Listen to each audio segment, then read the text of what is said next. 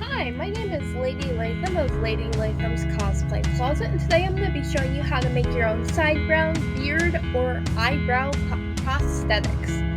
If you want to see more about me, you can follow me on social media, Instagram and Facebook, Lady Latham Cosplay Closet. Now today we're going to go over just how to make these things. I'm going to start with our objectives. First I'm going to show you the basic materials you'll be needing in order to create your own hair prosthetics. I'm going to show you how to apply liquid latex to make your base for your prosthetic, and then I'm going to show you two different methods for adding more body to your heat-resistant wig waist. That is important. And then we'll of course be assembling a prosthetic, but these are the main objectives that I'm going to go over. Okay, so since we've gone over what our objectives are, now I'm going to show you your specialized supplies. Now for your specialized supplies, you're going to need a wig head. You can get the female for $6 or the male for $9 from Michaels or any other supplier. These are styrofoam. You're going to need some liquid latex. This is clear, but they do also have light flesh, dark flesh, and a couple other colorations. This is a 4.5 ounce bottle. As far as price, you can get anywhere from $9 to $15 on Amazon. Next, you are going to need some heat-resistant wig waves. This one in particular is actually from 5 Wick Wigs. You can also get them online from Amazon. My 5 Wick Wigs waist is $9. Amazon is about $16 for a multi-pack. And then you'll also need some spirit gum. And then some spirit gum remover in order to remove, your prosthetic if you're going to apply them. So these are your specialty supplies. It's under $30, give or take, depending on what you want to get. But then I'm going to go over next. Okay, so the next bit of supplies you're going to need are things around the house. You're going to need plastic wrap, permanent marker, pair of sharp scissors. You're going to need a cooking pot that you can boil water in. You can put this in a heat-safe bowl, but remember you don't want to use it for food afterwards. You're going to need a cup of ice water. If you don't want to use the hot water method, then you will need a flat iron that does have a degree control on it. I can show you this when we get to that part a little bit better. Next, we are also going to need some hair ties. I just have some of these little tiny cheap ones. You'll need a cheap paintbrush because it's going to get destroyed. And then also a paint palette so you can pour your liquid latex onto. You'll need a small fan in order to help dry your wig waves and to dry your liquid latex, and a towel too to go with that so you can put your damp wig waves on and be able to dry them and not get your work area wet. And then some different style combs. We have a teasing comb. This has very small teeth, but it also has these little triangles in the middle, and that will help to make it so you can actually tease your hair easier and just add more body and volume. I have a couple other comb styles just that could be useful, and then a wig brush. And then last but not least is you will want some sort of wigs or hairspray or mousse that can help when you're actually styling your wig. But those are all the rest of the supplies that you will need. Okay, so your first step, you do need to boil your water in your pot. If you're going to use the flat iron method, then you don't need to do that. Then what you need to do is you're going to take your wig head and your saran wrap, and you're going to want to coat it in a nice layer, just because this will allow for you to layer on your liquid latex and then peel off once your prosthetic is completely done. Once you have your wig head covered in the saran wrap, I want you to go ahead and draw out the design for whatever your sideburn, eyebrow, or if you want to do, a beard or a soul patch, mustache, whatever that might look like, you're going to draw that out with your permanent marker. Next step is you're going to take, once you have your design sketched out and your water is getting to a boil, you want to layer on some liquid latex. This is my clear liquid latex. It does go on white, but when it dries, it will dry clear. This will allow for you to see your skin tone underneath. That way, if you're going to use your natural skin tone, you can do that. If you want to sit here and do body paint, you can also do that. what we're going to do is we're going to take our cheap paintbrush and our liquid latex, and we're just going to layer onto our wig head. Now, you can go and you can stay inside the shape, but I do recommend going a little bit outside of the shape and you want the outside to be a little bit thinner, because then when you're actually putting the prosthetic on your face, then you will be able to, make sure it flattens, make sure you can blend the edges, everything like that. Into something that looks more like this. Now there are two methods. You can either starting point is the same. You're going to take from your wig waves and you're going to basically color segment.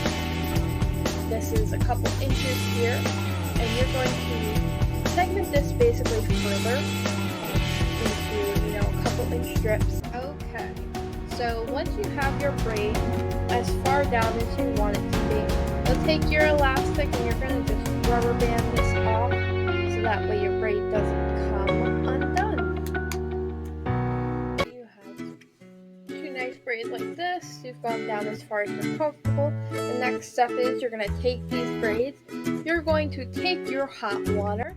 Now mine's gotten a little chilly, but you do want it pretty warm.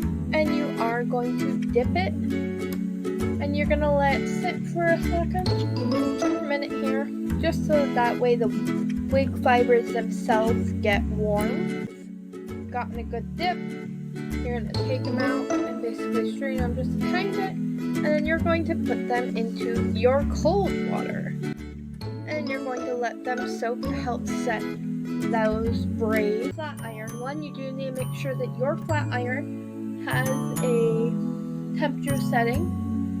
Mine has one here on the inside. There's a little wheel. Now, some wigs will tell you how hot they can get up to. My wig, I believe, is 400 degrees. I'm not fully comfortable with that, so I'm going to put this at, let's say, between 140 and 250. Now, you're going to apply heat going all the way up until you reach the top. And then once you've reached the top, you're just going to, you can dunk it in cold water if you want to do that, or you're just going to let it cool down. Now I am going to take my wig waves that I dipped in the cold water.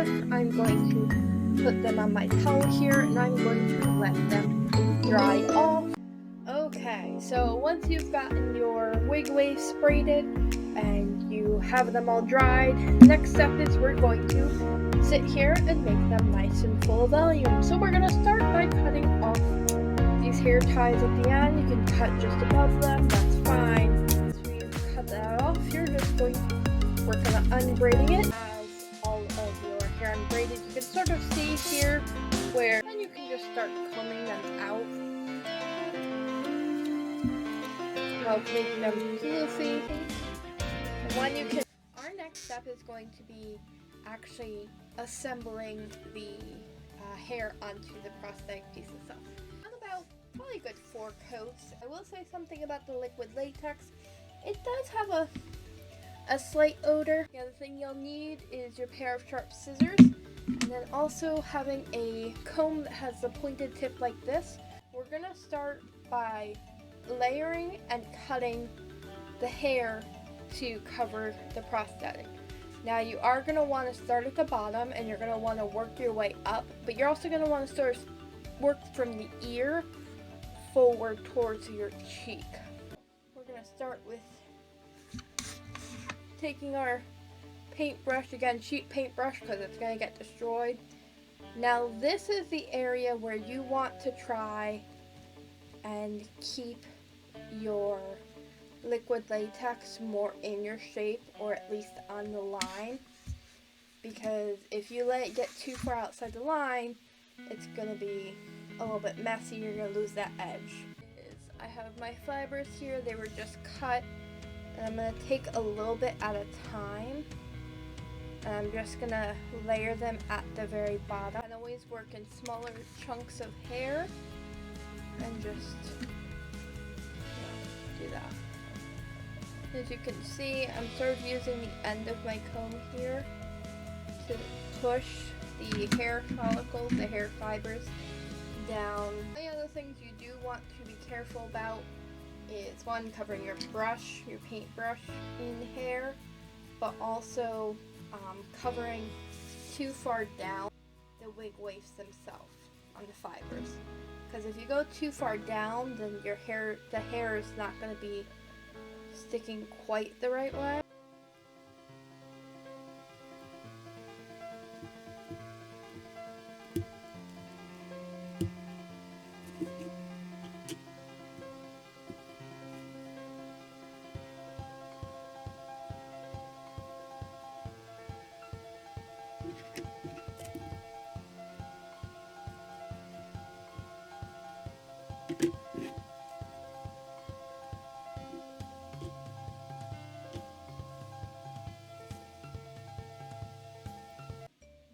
That is where we're at right now for the sideburn, at least. Now, it is going to take a little bit of time to dry, so you do want to let it dry fully before you start to style it. I'm not a stylist, so I do recommend finding another tutorial. Okay, so we have, everything styled. Now the question is how do you take off your prosthetic? Yeah. Honestly, start to peel it. Now, this is how the prosthetic looks on its own. Mine, like I said, is clear, so it is a little more translucent. So if I was to, glue it down to my arm, it being translucent would help. Now, the other thing you'll want to do is you will want to take and go in around the edge and basically cover it with foundation after you glue it down. Go in and just trim it up a little bit. You don't want to take a whole lot off, because if you take off, too much, then you'll lose what is essentially the outer edge. And then when you're dealing with the spirit gum or Prosthetic or whatever you're going to use, you'll start by covering the whole back in the spirit gum and let it get a little bit tacky. And then once it's tacky, then you'll basically put it on the same way you would any other kind of prosthetic with spirit gum. I can show you now all three pieces here for your viewing pleasure. We have our eyebrow here, our sideburn here, and then we have our soul patch, your prosthetic.